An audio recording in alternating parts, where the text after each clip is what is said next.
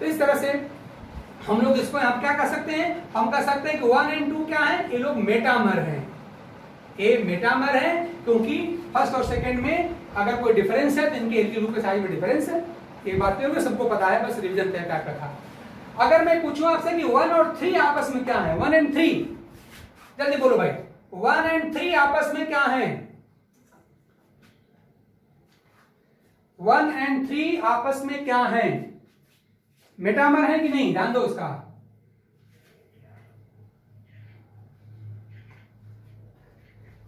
One and 3 आपस में metamer है कि नहीं।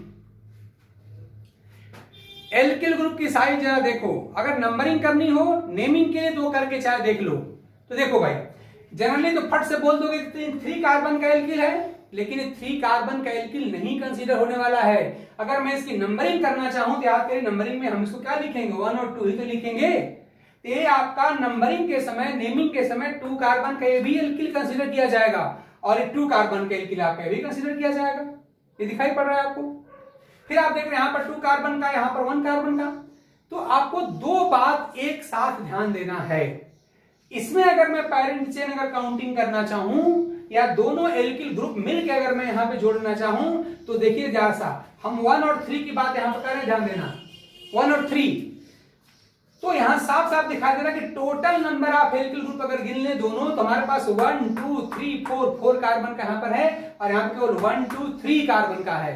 और याद करिए, जब सेम होमोलोगस सीरीज हो, सेम मॉलिक्यूलर फार्मूला हो, लेकिन किसमें डिफरेंस हो, अगर उनके पेरेंट चेन के साइज में डिफरेंस हो तो कौन सा आइसोमरिज्म होता है, याद करो तो जल्दी बोलो, कौन सा आइसोमरिज्म होगा, yes chain isomerism, very good. इसका मतलब 1 और 3 में कौन सा आइसोमरिज्म है, चेन आइसोमरिज्म भी है, चेन आइसोमरिज्म भी है, भूलना नहीं है। तो इस तरह से थोड़ा सा अपनी बातों को ऐसे एक्सपेंड करना है, चीजों को बदल, उसका पोस्टमार्टम कर देना है पूरा का पूरा, किसमें और क्या हो सकता है, और क्या हो सकता है, मतलब कुल मिला के हम जो पढ़े उसके बारे में पूरा जाने, जिसको जैसे बदलना हो बदल ले, चाहे आर्टिकल का लेवल उठा दे, चाहे बिल्कुल बोर्ड में रख दे, कोई फर्क नहीं पड़ता। तो ध्यान दीजिएगा, फर्स्ट और थर्ड आपके मेटामर तो आप देख रहे हैं जो है सो ही है, साथ में चेन आइसोमरिज्म भी शो कर रहे हैं, और यही बात आपका सेकंड और थर्ड के साथ भी है, ठीक है ना। इस तरह से इसका मतलब कि खाली मेटामरिज्म हमको नहीं बोलना है। एक बात और, जरा ये बताओ कि फर्स्ट और सेकंड क्या हमारे पोजिशनल आइसोमर भी हैं कि नहीं, फर्स्ट और सेकंड हमारे पोजिशनल आइसोमर हैं कि नहीं, है ना। देखो मान लो मुझे अगर मान लो मुझे नंबरिंग करनी हो, काउंटिंग करनी हो, तो क्या करेंगे, देखिए मैं इसको गिनता हूं तो चाहे मैं लेफ्ट से राइट जाऊं और चाहे राइट लेफ्ट जाऊं, वो हमारा हमेशा कहां पड़ेगा, सेकंड पोजीशन पर पड़ने वाला है। अगर मैं लोवेस्ट फ्लोकेंट रूल फॉलो करते अगर मैं इसकी काउंटिंग कर दूं तो आप देख रहे हैं कि जस्ट फर्स्ट के बाद आपको वो आ जा रहा है, ठीक। और वैसे भी नाम अगर कहा जाए तो आपका क्या है, आपका इथाक्सी क्या है, इथाक्सी इथेन है, और ये क्या है आपका, ये प्रोपाक्सी मीथेन है। तो इस तरह से आप देख रहे हैं कि पोजीशन भी साफ साफ दिखाई दे रही है कि यहां ध्यान दो भाई, इतने को हम लोग एल्कॉक्सी ग्रुप कहते हैं ना, इतना हिस्सा हमारा कहलाता है एल्कॉक्सी, यानी ध्यान दो जरा सेकंड पे आओ जरा सा। तो सेकंड में आप देखिए दोनों एल्किल डिफरेंट है, एक एल्किल इसका केवल 3 कार्बन का है और एक एल्किल कितने का है, सॉरी उल्टा बोल गए, एक एल्किल इसका खाली 1 कार्बन का है और एक एल्किल इसका 3 कार्बन का है। तो जहां पे दोनों एल्किल ग्रुप डिफरेंट होते हैं, ध्यान दीजिए, मैं एग्जांपल नंबर सेकंड की बात कर रहा हूं आपसे, कि जहां पे दोनों एल्किल डिफरेंट होते हैं उसमें से बड़ा वाला एल्किल और O मतलब ये वाला हिस्सा, ये मिला के एल्कॉक्सी कहा जाता है, ध्यान दो, ये मिला के एल्कॉक्सी कहा जाता है। जहां पे मान लो जैसे एग्जांपल नंबर फर्स्ट, यहां तो दोनों एल्किल बिल्कुल सेम है, ये भी आपका 2 कार्बन का, ये भी आपका 2 कार्बन का है। तो जहां पे दोनों एल्किल सेम होते हैं वहां तो कोई प्रॉब्लम नहीं है, वहां तो जिसको मन करे जोड़ लीजिए O के साथ, इसको एल्कॉक्सी आप कह दीजिए। तो इधर से जोड़ेंगे तब भी 2 कार्बन का एल्कॉक्सी मतलब इथाक्सी हो जाएगा, इधर से भी 2 कार्बन का एल्कॉक्सी हो जाएगा, यहां तो कोई प्रॉब्लम नहीं है। लेकिन जब दोनों एल्किल ग्रुप डिफरेंट होते हैं, याद रखिए हमेशा जो आपका ये बड़ा वाला जो होता है उसको ध्यान दिया जाता है। ये बात जरा ढंग से यहां पर ध्यान दीजिएगा आप लोग, ठीक। तो इस तरह से अगर मैं इस बात को आगे थोड़ा अगर बढ़ाता हूं, ठीक, तो इसमें क्या दिखाई पड़ रहा है, ये जो ये हिस्सा ध्यान दीजिए, अभी मैं नेमिंग और नंबरिंग की बात आपसे कर नहीं रहा हूं, मैं सिंपली एल्कॉक्सी चुनने की बात कर रहा हूं। अच्छा, आप इसको पलट के भी देख सकते थे, आप तुम चाहो तो इसी को एल्कॉक्सी बना लो, ध्यान दीजिए, मैं इस समय आइसोमेरिज्म की सारी कहानी बोल रहा हूं, अभी मैं की बात कर ही नहीं रहा हूं। तो अपने समझने के लिए चाहे आप इसको जोड़ के एल्काक्सी बना लो, चाहे इसको जोड़ के एल्काक्सी बनाओ, चाहे जो करना हो करो, ठीक। लेकिन आप जानते लोवेस्ट लो कंट्रोल की बात यहाँ पर होती है। तो जिधर से ऑक्सीजन नजदीक उधर से हम काउंटिंग करने वाले हैं। इधर से करेंगे तो आप देख रहे हैं साफ साफ कितना दिखाई पड़ रहा है, खाली एक कार्बन के बाद है। मतलब इधर से जो छोटा वाला एल्काक्सी है वो खाली एक कार्बन का बन रहा है, और यहाँ देख रहे हैं कि 2 कार्बन का बन रहा है। यानी यहाँ पर O की पोजीशन में डिफरेंस है। यानी इसको देखने से साफ साफ लग रहा है कि ये स्ट्रक्चरल आइसोमेरिज्म भी है। तो अगर आपके पास कोई ऐसा ऑप्शन आता है कि द गिवन एग्जांपल, या मान ली 2 मॉलिक्यूल दे दिया गया हमसे, मान ली हमको यहाँ पर 1 और 3 दे दिया गया सपोज करो थोड़े समय के लिए, और हमसे पूछ लिया गया इसमें कौन सा आइसोमेरिज्म है, और उसमें ऑप्शन में है कि बस पोजिशनल आइसोमेरिज्म है, ऑप्शन नंबर ए में है positional isomerism, option number B कह दिया जाए मेटामेरिज्म, और तीसरा कह दिया कि both the A and B are correct. तो उसमें हम तीसरा ऑप्शन सी को हम कहेंगे कि हाँ ये पोजिशनल आइसोमेरिज्म भी है और मेटामेरिज्म भी है। लेकिन अगर कोई ऐसा क्वेश्चन आ जाए कि 2 में से एक चुनना है, क्या तो इसको हम पोजिशनल आइसोमेरिज्म कहें ऑप्शन नंबर ए, और बी में आ जाए मेटामेरिज्म, तो उस समय पोजिशनल आइसोमर आप इसको मत कहिएगा, उसमें आप इसको मेटामर कहिएगा।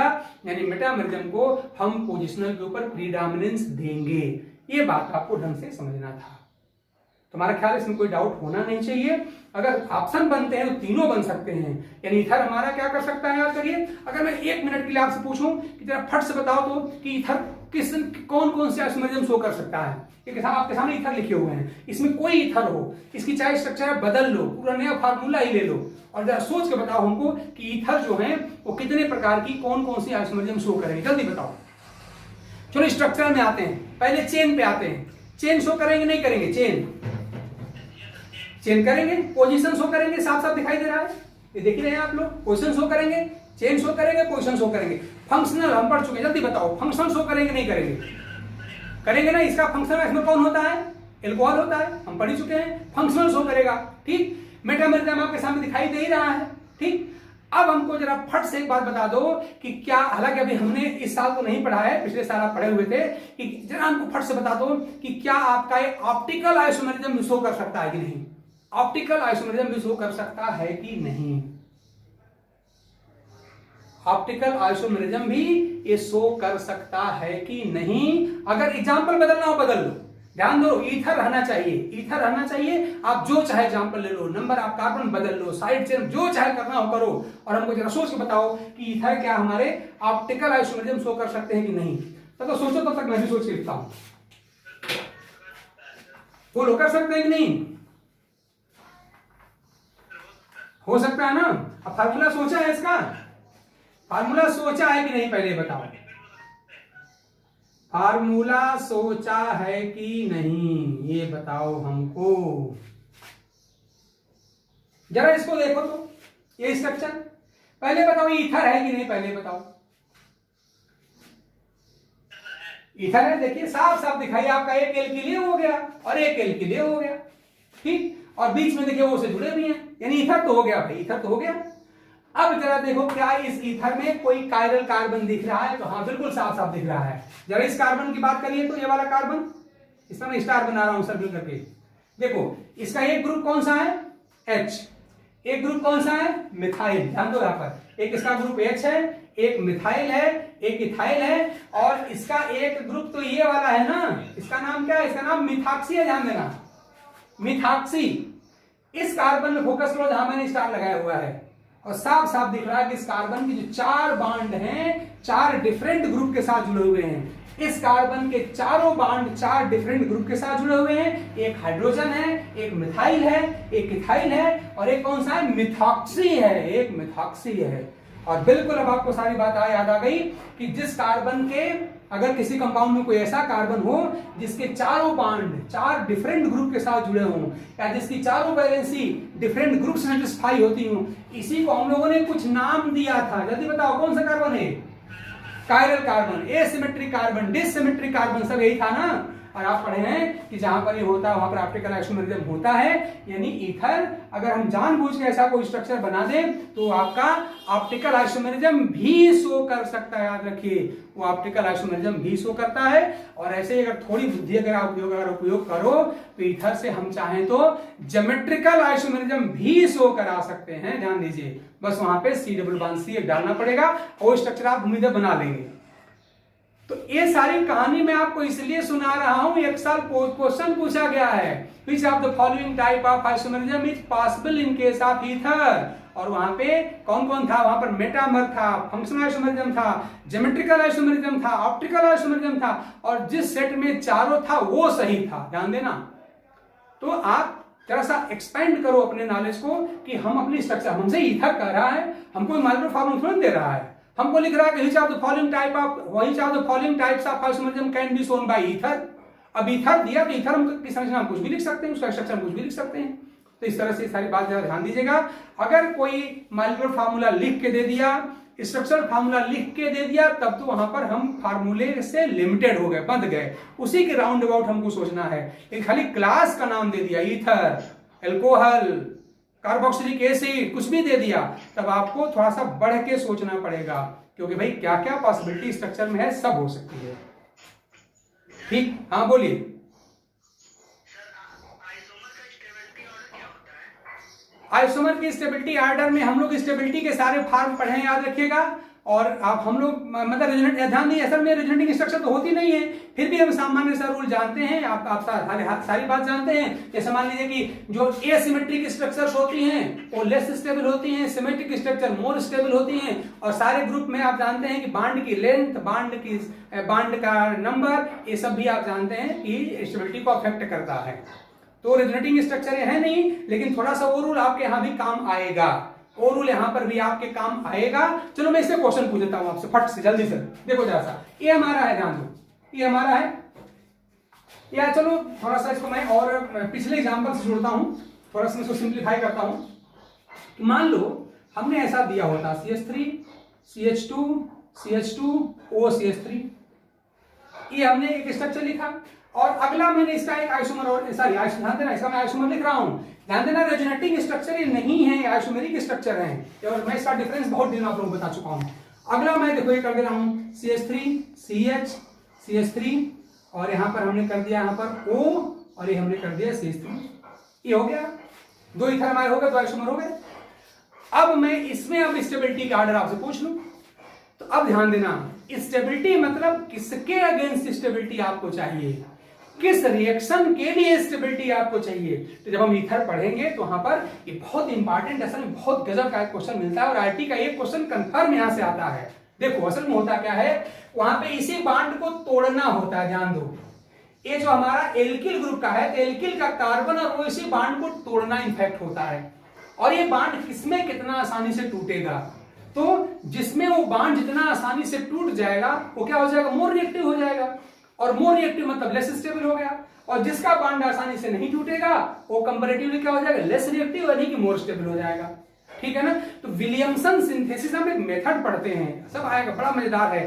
बस समझ लो ईथर बहुत ही छोटा सा टॉपिक है, कुल मिला के बहुत ही कम रिएक्टिव है। स्ट्रक्चर देखने से लग रहा है, यहाँ पर पोलरिटी का लेवल बहुत ही कम होता है, इनके melting point, boiling point comparatively कम होते हैं एल्कोहल से, रिएक्टिविटी कम होती है, पोलरिटी कम होती है, स्टेबिलिटी हाई होती है। सिर्फ दो रिएक्शन, ध्यान लो, सिर्फ दो रिएक्शन इस स्ट्रक्चर में है, जिनसे बस दो रिएक्शन एक क्वेश्चन से एक क्वेश्चन मिलने की गारंटी होती है। बड़ा मजेदार टॉपिक है, और उसमें यही तो खाली है कि किसमें कौन बांड आसानी से टूटेगा।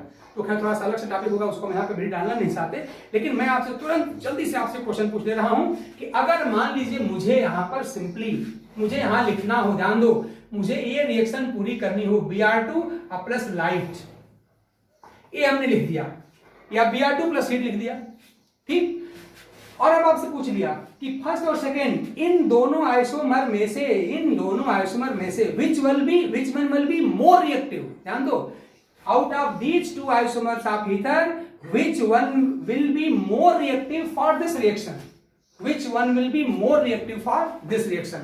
चूंकि ये रिएक्शन मैं आपको बता चुका हूं, इसलिए मैंने आपसे पूछा है, हालांकि इस टॉपिक की जो मेन रिएक्शन मैंने कहा जो हम लोग आगे पढ़ने वाले हैं, इथर पढ़ेंगे तब बताएंगे, रिएक्शन मैकेनिज्म में बताएंगे असल में इस बांड में से किसका बांड आसानी से टूटेगा, ये देखने की बात है। थोड़ा सा अलग की टॉपिक है, उसको मैं अभी जा नहीं रहा हूं। यानी ये समझ लो कि मैंने आपके क्वेश्चन का भी अधूरा आंसर दिया है, उस आंसर के लिए उसी रिएक्शन का आपको जाना पड़ेगा, तो थोड़ा अलग टॉपिक हो जाएगा, तो उसकी भी बात मैं नहीं कर रहा हूं, बाद में बता दूंगा। अभी आप जरा इस रिएक्शन की बात करो, अभी स्टेबिलिटी कंपेयर करो, रिएक्टिविटी कंपेयर कर लो, तो एक बात थोड़ा सा और अलग से सोचो कि अलग अलग कंपाउंड जो होते हैं उनकी अलग अलग रिएक्शन के प्रति रिएक्टिविटी अलग अलग होती है। ध्यान दो, अगर तुम मुझसे मैथ पढ़ाने को कहोगे तो मैं ऐसा नहीं पढ़ा पाऊंगा, मुझसे हिस्ट्री पूछोगे मैं नहीं बता पाऊंगा। तो जिस तरह से आप ही हो, अपनी बात सोच लो जरा सा, आप खेल खेलते होंगे तो क्या सारी खेल में आप इक्वली एक्सपर्ट होते हैं, इक्वली एक्टिव होते हैं? नहीं। क्या इक्वली पोटेंट होते हैं? नहीं। हर व्यक्ति सबका अपना अलग स्ट्रेसन होता है। उसी प्रकार से याद रखना कि हर कंपाउंड की जो होती है रिएक्टिविटी फॉर डिफरेंट रिएक्शन क्या है वो ध्यान देना पड़ेगा, और हमें अभी इस लेवल से बढ़ के सोचना पड़ेगा। ओवरऑल रिएक्टिविटी कोई पूछेगा तो बात दूसरी होगी, लेकिन अब हमारा उससे काम नहीं चलने वाला है। हमको तो स्पेशली यहाँ पर रिएक्शन पूछ देगा। Compare the reactivity for these two isomers for bromination, for chlorination, for the reaction in which CO bond is broken. ये ध्यान दो, ऐसे नाम दे करके पूछेगा। तो आपने जो क्वेश्चन बड़े आसानी से पूछ लिया था, अब उस क्वेश्चन को आपको एक्सपेंड करके सोचना पड़ेगा कि अब हमसे रिएक्शन का नाम देके पूछेगा, तब हमको इसकी स्टेबिलिटी और रिएक्टिविटी बताने आनी चाहिए। एक बड़ा सा ब्रॉड क्वेश्चन बनता है। आपने बहुत अच्छा क्वेश्चन पूछा, हमने उसका पार्शियल आंसर दिया है, बाकी इसका आंसर अभी देने में लंबा टाइम लगने वाला है। मतलब हम जब आएंगे वहां पर तो इसका पूरा आंसर मिलेगा। तो जो अभी हम कर चुके हैं जरा उसी पे इसको लिमिट करते हैं। खाली ब्रोमिनेशन बता दो फट से कि इसमें से कौन सा मोर रिएक्टिव होगा। जो पढ़ चुके हैं उसी की बात कर लेते हैं। अभी जो पढ़ना बाकी हो तो पढ़ेंगे यार, जल्दी बोलो फट से। आप जानते हैं एक बात मैं थोड़ा हिंट कर दूं कि जहां पे एल्किल ग्रुप होता है, ध्यान दो, जहां कहीं एल्किल ग्रुप होगा, कंपाउंड कोई हो जाए, alcohol, aldehyde, ketone, acid, ester, amide, alkane, alkyne, alkene, कुछ भी हो जाए, जिनके पास एल्किल ग्रुप होगा तो एल्किल ग्रुप का रिएक्शन होता है हैलोजिनेशन। और हैलोजिनेशन में साफ साफ जानते हैं कि हैलोजन लिखा है, लाइट लिखा है, चाहे हीट लिखा है, तो आपको पता है कि free radical reaction mechanism follow होती है। याद रखो, फ्री रेडिकल रिएक्शन मैकेनिज्म यहां पर फॉलो होती है। मैं हिंट कर दिया हूं, 11th में आपने पढ़ा, हमने इस साल बहुत ज्यादा फोकस करके इसको पढ़ाया हुआ था। बड़ा इंपॉर्टेंट क्वेश्चन, ये क्वेश्चन की गारंटी है। जल्दी बताओ भाई, पहला, फर्स्ट की सेकंड कौन ज्यादा रिएक्टिव है? कौन ज्यादा रिएक्टिव है? जल्दी बोलो, फर्स्ट की सेकंड कौन ज्यादा रिएक्टिव है? फर्स्ट। याद करो, हमने आपसे बताया था ब्रोमिनेशन में जो टर्शियरी हाइड्रोजन होता है उसके रिप्लेसमेंट की गारंटी अधिक होती है। टर्शियरी कार्बन के पे उसकी रिएक्टिविटी हाईएस्ट होती है। हर बात को इग्नोर कर देंगे। याद करिए, हमने आपको रिएक्टिविटी सेलेक्टिविटी प्रिंसिपल पढ़ाया हुआ है, उसके लिए हमने क्लोरिनेशन का एग्जांपल लिया था। तो क्लोरिनेशन में सारा काउंट करने के लिए हमने बताया था, लेकिन हमने वहीं पे हिंट किया था अगर ब्रोमिनेशन आ गया तो ब्रोमिनेशन में तो आप पहले से समझ लो कि चाहे प्राइमरी कार्बन कितने हो जाएं, प्राइमरी हाइड्रोजन कितने हो जाएं, लेकिन अगर टर्शियरी कार्बन आ गया, भले उसके साथ बस एक ही अगर हाइड्रोजन क्यों ना हो, फिर भी हम वहां पर टर्शियरी हाइड्रोजन को ही रिप्लेस करेंगे, उसके बाद से सेकेंडरी का नंबर लाएंगे। तो ब्रोमिनेशन एक स्पेशल रिएक्शन है, याद रखिए, जहां पे प्राइमरी कार्बन, प्राइमरी हाइड्रोजन की संख्या कितनी भी हो जाए, लेकिन अगर टर्शियरी कार्बन अवेलेबल है तो उसी के हाइड्रोजन को रिप्लेस करेंगे। ये बात स्पेशली हमने ब्रोमिनेशन केस में कहा था। यहीं पर अगर मैं क्लोरिनेशन लिख देता तब आपको सोचना पड़ता, तब आप रिएक्टिविटी का मैंने आप पूरा ऑर्डर बताया था कैसे रिएक्टिविटी निकालते हैं, तो वो करते। ब्रोमिनेशन में कुछ मत लगाइए बुद्धि, बहुत आसान है। डिग्री खाली देखिए, डिग्री बस देखिए, और वहां पर उस डिग्री पर मान लो, जैसे मान लो यहाँ पर मैं कहूं तो चलो यहाँ पर तो पॉसिबिलिटी कम है, प्राइमरी है, लेकिन आप देख रहे हैं यहाँ पे कौन सा कार्बन, आपका 2 डिग्री कार्बन है ना, ये 2 डिग्री कार्बन है। और जरा यहाँ देखो भाई, यहाँ की हालत यही है, ये प्राइमरी कार्बन छोड़िए, ये भी आपका 2 डिग्री कार्बन है। तो दोनों ही केस में आप देख रहे हैं 2 डिग्री कार्बन है। तो डिग्री देख के लग रहा है कि चलो भाई दोनों की रिएक्टिविटी सेम होगी फॉर ब्रोमिनेशन, लेकिन नहीं नहीं नहीं। क्यों नहीं? इसके पास, ध्यान दो, इसके पास 2 डिग्री हाइड्रोजन कितने हैं? 2। इसके पास 2 डिग्री हाइड्रोजन कितना है? ओनली 1। याद रखिए। और आपने पढ़ा, याद करिए, कि खाली डिग्री ऑफ कार्बन से काम नहीं चलेगा, डिग्री ऑफ कार्बन के साथ साथ डिग्री ऑफ हाइड्रोजन में फोकस करना पड़ेगा, और जिसके पास डिग्री ऑफ हाइड्रोजन अधिक होगा वहां पर आप देख रहे हैं रिएक्टिविटी अधिक हो जाती है। तो इस तरह से आपका क्वेश्चन नंबर 1 सॉरी इस क्वेश्चन का जो ऑप्शन नंबर 1 आपने कहा वो गलत है, गलत है, ध्यान देना। ये सेकंड वाला आपका सही है। क्यों? क्योंकि देखो दोनों में डिग्री तो सेम है, ध्यान दो भाई, डिग्री तो सेम है, डिग्री सेम है, बट नंबर ऑफ अरे नहीं बिल्कुल ठीक कर रहे हो, हम ही गलत बोल रहे थे। आप देख रहे हैं डिग्री तो सेम है, रिएक्टिव हाइड्रोजन यहां अधिक है, बिल्कुल सही, very good, sorry very good. आपका यहां पर रिएक्टिव हाइड्रोजन 2 है और यहां पर रिएक्टिव हाइड्रोजन आपका 1 है। तो इस तरह से आप देख रहे हैं कि यहां पर रिएक्टिव नंबर ऑफ एटम्स अधिक होने के नाते इसकी रिएक्टिविटी फॉर ब्रोमिनेशन हाई हो जाएगी। ठीक, अच्छा मैं क्वेश्चन तो इसका मतलब आपने बिल्कुल सही कहा, लेकिन अब कितने लोग इस बात को समझ पाए, ध्यान देना भाई।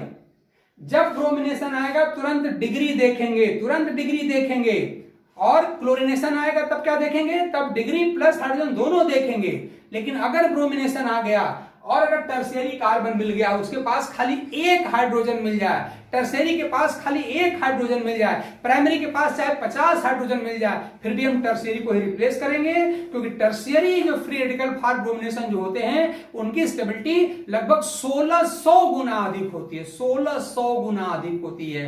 इसलिए ब्रोमिनेशन के समय तो डिग्री पे फोकस करना है।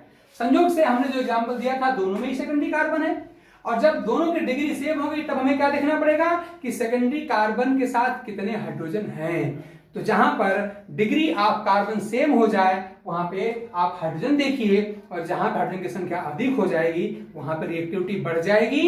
यानी आपका आंसर बिल्कुल ठीक था, फर्स्ट क्वेश्चन आपका, यानी इस क्वेश्चन का आंसर यहीं पर है। यानी मुझे अगर प्रोडक्ट अगर लिखना होगा तो मैं यहीं पर क्या करूंगा, यहीं पर BR में लगा दूंगा। यही आप लोगों के साथ कहा था, बिल्कुल आप लोगों ने ठीक कहा था। लेकिन अब आप लोगों में से कितने लोग इस बात को समझ रहे हैं, ये हमारे लिए बड़ा इंपॉर्टेंट है।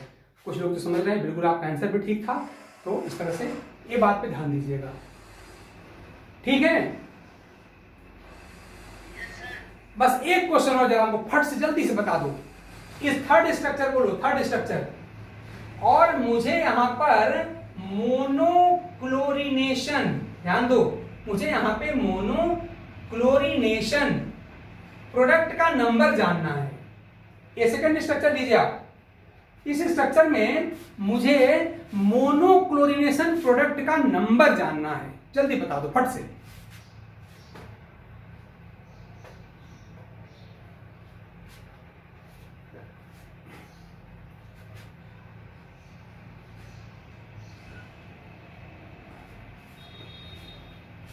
थोड़ा स्पीड बढ़ाओ भाई, प्रैक्टिस करो आप लोग, टाइम ज्यादा लेते हो, मुश्किल से 35 मिनट टाइम मिलता है। 2 होगा, टाइप ऑफ कार्बन ढूंढो। ध्यान दीजिए, हमने इस पर देखो, इसमें मैं बहुत जोर क्यों दे रहा हूं, अरे भैया इसका एक क्वेश्चन गारंटीड है आपके आईटी में, और कम से कम 2 क्वेश्चन नीट में, पेपर पलट के देख लो।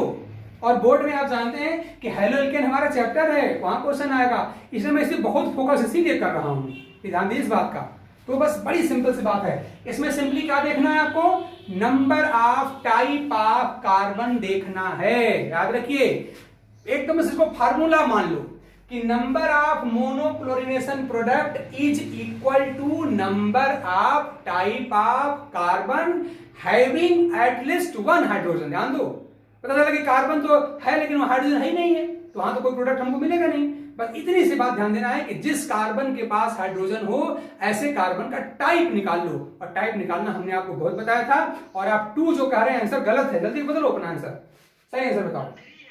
3 है, देखो भाई A 1 डिग्री है, A भी 1 डिग्री है, और A भी 1 डिग्री है, ध्यान देना, ये तीनों 1 डिग्री हैं, लेकिन देख रहे हैं ये 1 डिग्री O के साथ जुड़ा हुआ है, ये 1 डिग्री 2 डिग्री कितना हुआ आंसर, 3 की 4 की 2 क्या है 3, चलो गिन लेते हैं, ठीक है।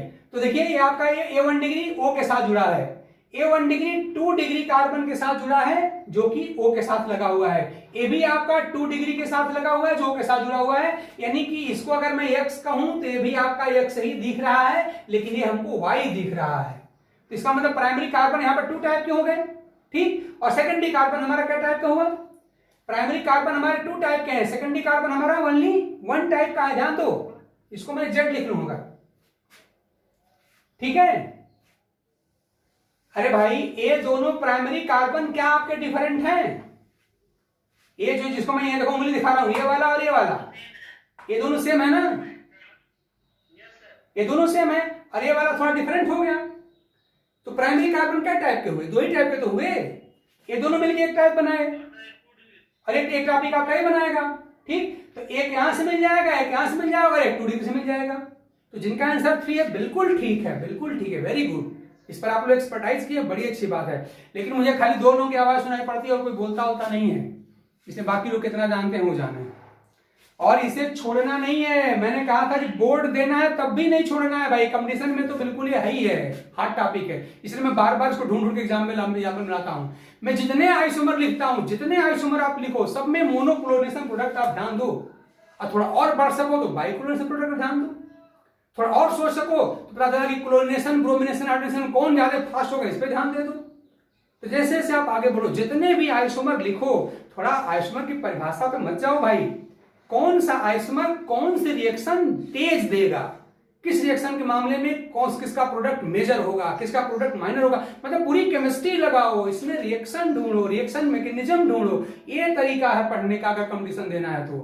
खाली डिफिनेशन पढ़ने से काम नहीं आएगा। कोई भी आपने आइसोमरिज्म पढ़ना शुरू किया, मान लो आपने फंक्शनल आइसोमरिज्म पढ़ा, आपने 2-3 फंक्शनल आइसोमर लिख लीजिए और किसी एक रिएक्शन को पकड़ लो। वो अलग बात है, कभी आपने ज्यादा रिएक्शन नहीं पढ़ा है, लेकिन हम कह रहे हैं क्लोरिनेशन, ब्रोमिनेशन हम लोग 11th में पढ़े हुए हैं, हम इसकी पूरी रिएक्शन मैकेनिज्म जानते हैं। हम लोग हाइड्रोजनेशन का रिएक्शन मैकेनिज्म हम लोग पढ़े थे क्लास 11th में। तो मैं वहीं का नॉलेज यहाँ बार बार यूज कर रहा हूँ। मैं अभी अलग से कहाँ जा रहा हूँ, मैं आपसे कोई डिटेल की बात कर नहीं रहा हूँ। मैं तो बिल्कुल आपसे 11th का जो पढ़ाया था उसी को बेस बना के अभी चल रहा हूँ। लेकिन आगे चल के हमें और सोचना है, जब हम फंक्शनल ग्रुप और पढ़ लेंगे, यानी कि जब हम एग्जाम में बैठेंगे तो उस समय हम 11 12 दोनों पूरा करके बैठेंगे, और उस समय सारी रिएक्शन में से कोई रिएक्शन का नाम दे सकता है। मैं खाली क्लोरिनेशन, ब्रोमिनेशन पे समेट दे रहा हूं, क्योंकि अभी हमने बाकी रिएक्शन आपको पढ़ाया नहीं है। लेकिन बाकी रिएक्शंस भी आएंगी, वो छोड़ने वाली नहीं है आपको। यानी क्वेश्चन का लेवल बढ़ने वाला है। लेकिन अधिकांश क्वेश्चन में चूंकि यही पूछा गया, बड़ी मजेदार बात है कि जो सबसे आसान है वही ज्यादा बार पूछा गया है, लेकिन लेवल बढ़ाया जा सकता है। हमारा ख्याल है कम से कम इसमें किसी को डाउट हो नहीं सकता। आगे बढ़े, ठीक है ना? तो थोड़ा सा ये मेंटेलिटी बदलो। आइसोमेरिज्म पढ़ रहे हैं, उसमें रिएक्शन डालेंगे, ध्यान दो। आइसोमेरिज्म की डिफिनेशन नहीं पढ़ेंगे, खाली टाइप ऑफ आइसोमेरिज्म ही नहीं पढ़ेंगे, हमें सब तो पढ़ेंगे। हम उनकी रिएक्टिविटी ऑर्डर कंपेयर करेंगे, उनसे बनने वाले प्रोडक्ट का नंबर हम निकालने की कोशिश करेंगे, कितने तरह के प्रोडक्ट बनेंगे, उसमें से मान लो प्रोडक्ट अगर बना तो कौन सा प्रोडक्ट ज्यादा बनेगा, कौन सा प्रोडक्ट कम बनेगा, इस पर हम विशेष ध्यान देंगे। अच्छा, मान लो मैं तुमसे पूछता कि चलो आपने कह दिया कि यहाँ पर ब्रोमिनेशन में आप कह रहे हैं कि आपका 2 डिग्री वाला जो मेजर प्रोडक्ट होगा, यही बात अगर मैं ब्रोमीन हटा के अगर मैं यहाँ पे Cl2 लिख दूं, ध्यान दो, अगर मैं यहाँ पे Cl2 लिख दूं और अपना मैं थोड़ा सा बड़ा हाइजार्ड हो गया, मैं मिटा के फिर रिफ्रेश उसको फ्रेश लिख देता हूँ जरा फट से। और ध्यान दो, मैं ब्रोमिनेशन नहीं, अब मैं क्लोरिनेशन की बात करता हूँ, एग्जाम्पल सेम रहेगा। थोड़ा हाथ पास हो गया था, क्लियर कर दे रहा हूँ, देखो ध्यान दो। CH3C, CH3, CHO और CH3 ये हमारे पास है, ठीक। और अब मैं आपसे पूछ दूं इस रिएक्शन का प्रोडक्ट, प्लस लाइट या हीट कुछ भी कर लो, लाइट हीट कुछ भी रहेगा चलेगा, ठीक। चलो मैं नंबरिंग here कर दे रहा हूं भाई, मैं नंबरिंग कर दे रहा हूं। चलो मैंने वैसे ही नंबरिंग कर दिया। ये हमारा फर्स्ट कार्बन है, इसको मैंने सेकंड मान लिया, इसको मैंने थर्ड मान लिया, इसको मैंने फोर्थ मान लिया। तो आप जरा हमको बता दो कि इसमें जो मेजर प्रोडक्ट होगा, जो सबसे अधिक बनेगा, कार्बन के साथ जोड़ दूं। 4 कार्बन हमारे पास हैं, किस कार्बन के साथ मैं अपने क्लोरीन को जोड़ दूं? 2 डिग्री मतलब कि आप सेकंड में बोल रहे हो ना? तो आपके हिसाब से इसका जो आंसर मिलेगा, आपके हिसाब से इसका आंसर ये मिलने जा रहा है, ध्यान देना। मैं कुछ गलत करूं टोकना, बोलो। तुम्हारे हिसाब से इसका आंसर यही होगा ना? अच्छा, तो आपके सामने क्लोरीनेशन है और जहां पे रिएक्टिविटी सेलेक्टिविटी आप पढ़ चुके हो, याद करो। यहां पर रिएक्टिविटी क्या होता है? Number of carbon into 1। ध्यान दो, प्राइमरी की रिएक्टिविटी कितनी होती है? Number of carbon into 1। और सेकेंडरी कितना होता है? नंबर ऑफ H इंटू 1, ये होती है नंबर ऑफ H इंटू 3.8। याद है तुम लोगों को ना? प्राइमरी क्या होता है, number of H into 1, secondary कितना होता है, नंबर ऑफ H इंटू 3.8। ठीक है, चलो फटाफट जल्दी बताओ, हमको जरा से बता दो कि 2 डिग्री हाइड्रोजन कितने हैं यहाँ पे, जल्दी बोलो फट से, खाली एक ही तो है, खाली एक ही है, तो 1 और इंटू पर H रिएक्टिविटी कितनी होती है 3.8, तो 1 इंटू 3.8 कितना बनेगा 3.8, यानी यहां जो रिएक्टिविटी सिलेक्टिविटी यहां बन रही है वो 3.8 बन रही है। ठीक, चलो फट से जल्दी से बताओ जरा सा, 1 डिग्री H कितना है भाई, जल्दी बोलो 1 डिग्री H कितना है, गिनो फट से, इसमें ये वाली स्ट्रक्चर हम लोग की कितने 9 है ना, देखो 3 + 3 + 3 9 हो गए हमारे। ठीक, और 9 हो गए तब क्या हो जाएगा, हमारा हो जाएगा 9 into 1 and 9 into 1 makes 9 and we all know that 9 is greater than 3.8। भूलो मत भाई, बात कंपटीशन की हो रही है, थोड़ा सा झिलाया जाएगा। फ्री में इंजीनियर बनना चाहते हो आईटी के थ्रू, डॉक्टर बनना चाहते हो उसके थ्रू नहीं, उसके लिए आपको कास्ट पे करना पड़ेगा, आपको मेंटल एक्सरसाइज करनी पड़ेगी, मेहनत करना पड़ेगा। और अब देखो जरा सा, ये यही तरीका हमने क्वेश्चन कराया था भाई, क्यों कंफ्यूज कर रहे हो।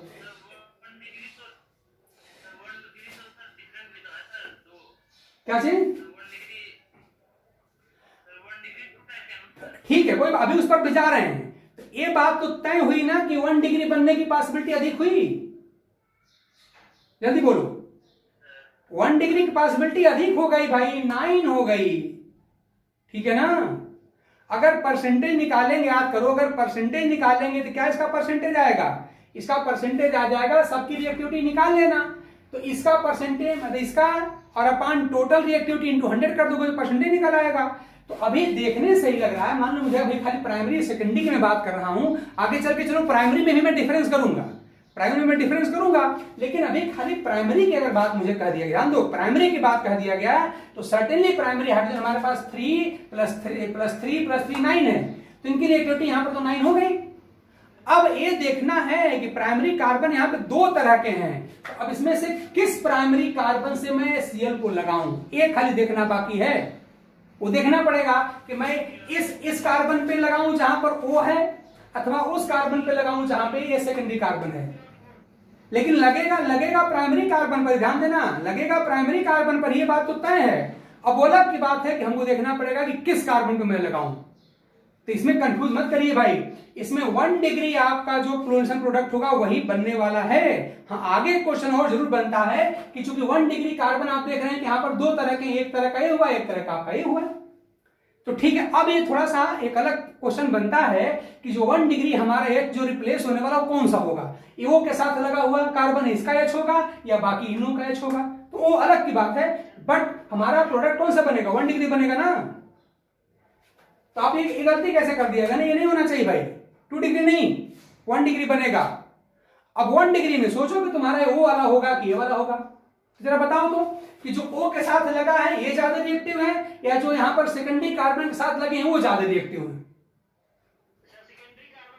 सेकेंडरी कार्बन के साथ जो लगे हैं वो ज्यादा रिएक्टिव होंगे, क्यों, कोई कारण बताएगा। आंसर ठीक है, आंसर बिल्कुल ठीक है आपका, इसी के साथ हम Cl लगाएंगे, ठीक है, लेकिन क्यों लगाएंगे, यहां पे क्या तकलीफ है आपको, यहां पे क्यों लगाने की बात कर रहे हो, तो तुरंत आपको आंसर देना है, ध्यान दो, तुरंत मुझे आंसर देना है कि अगर मैं यहाँ पे अगर H हटाता हूं तो यहाँ पर हमारा डॉट लगेगा, मतलब फ्री रेडिकल हमारा यहाँ बनेगा, ध्यान देना, ठीक। तो तुरंत आपका दिमाग कहां जाना चाहिए, देखो इन 2 बातों पे दिमाग जाना चाहिए। एक तय हुआ कि प्राइमरी पे लगाना है, तो इसका मतलब एक बार हमको 2 तरह के यहाँ पर प्राइमरी फ्री रेडिकल दिख रहे हैं, एक बार यहाँ पे डॉट लगा दो, फ्री रेडिकल बना लो, और एक बार यहाँ बना लो। चलो पहले मैं यहाँ पे, ये दोनों समान ही है तो मैं इनको लगा देखता हूं, तो इसको ध्यान दो जरा सा, इसको मैं अगर ऐसे बना लूं, ये देखो एक क्रिटिकल हमारा ये हो गया, इससे बनने वाले क्रिटिकल हमारा हो गया ये, और एक क्रिटिकल आप यहां बना लो, यहां पे लगा लो अपना क्रिटिकल, तो वहां पर आपका बन जाएगा CH3 CH CH3O